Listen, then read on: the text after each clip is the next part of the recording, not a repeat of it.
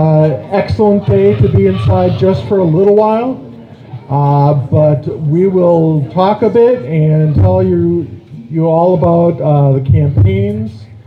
As I mentioned earlier, my name is Andy Beck, and I'm running for Congress in the 5th Congressional District.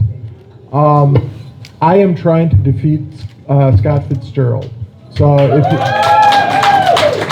if you know of him and know of his dastardly deeds, we need to get rid of them. So I plan on using all my effort and resources to get out and get the vote out, which I think will be a good thing, and maybe keep the Republicans back in their house during the election.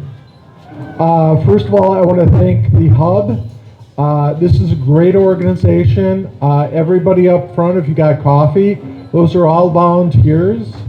And this is part of the operation for supplying a lot of organizations with volunteers in Washington County. So very happy to be here. They've been very gracious with their setup here and welcoming us in. So just a shout out to them. A little bit about me. I was born and raised in Milwaukee, been a resident of Wisconsin most of my life.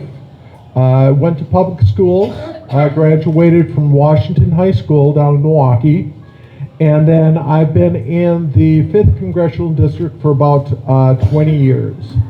I have a very strong union background. My father actually was a member of the AFL-CIO when they just joined together. He also started MATC in Milwaukee. So it was called a vocational school back then, but he was actually on the starting board getting that going.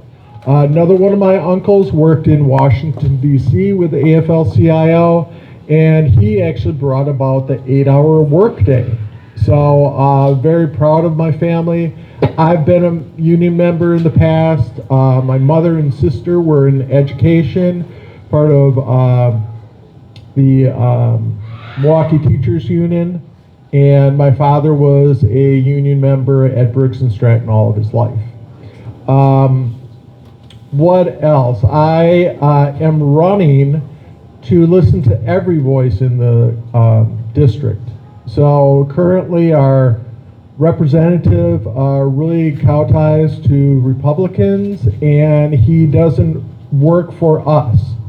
So really I'm planning on working for everyone, including, people that might swing a little bit to the right. Some of the things I'm working on with my campaign, I have 2 policies that I've organized. One is Quick Start Careers, and this is actually the federal government working with the state government to really bring about either low cost or free technical education. So everybody in school is all jazzed about going to a 4-year college, but if we can make it much more accessible, you can get people right out of college, go to school for 2 years through their technical school or through an apprenticeship program, and get out pretty quick with a good paying job. And a lot of people talk about middle class and growing the middle class, but a lot of people don't have a plan. So I thought I should really put some thoughts into this and have that plan. I also have a plan for housing. It's Afford to Grow, and it's really looking at people who don't have the ability right now to afford a house. So this would once again be work local and federal government that would create housing, either low-cost apartments or low-cost condos that somebody can get into when they're younger. And so these would be subsidized by the federal government, state government, and that way a lot of the people that can't afford housing, either renting or purchasing, can get into housing. So really looking at both of those for programs that I want to institute. Another thing which kind of boggles my mind is how we can have a convicted felon as a president. You know, it just, it boggles my mind. So when I get in there, I hope to sponsor a bill that would put some limits on the presidency and the secretaries within the administration. So if you're convicted of felon, which our president has, if anybody didn't know, I don't think they should be leading our country. We don't need felons. You know, a lot of people go to prison and they do their time, and we can look at each case separately, but you know, presidency is a pretty big thing, and we really shouldn't have felons in there.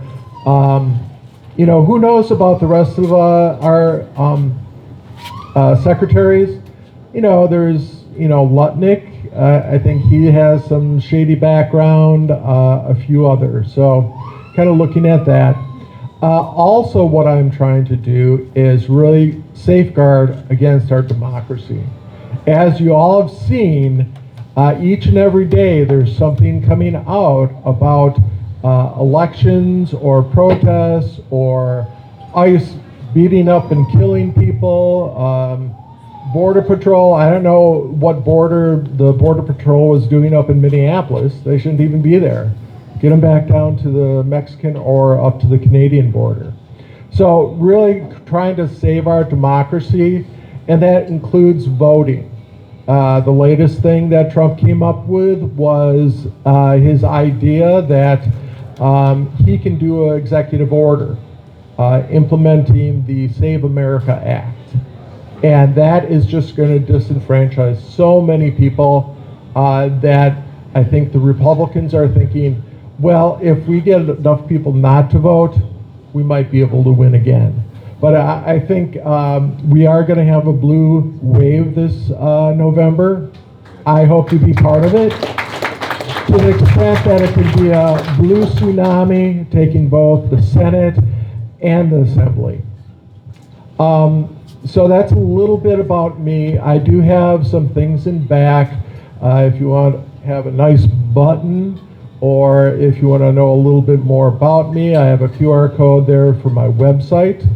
I was speaking today, get this organized with the Hong campaign, and I think Fran and I kind of have the same ideas going forward. Mine is with the federal government, which we need a lot of help with, and she's going to be going to the state government, which we can make much, much better.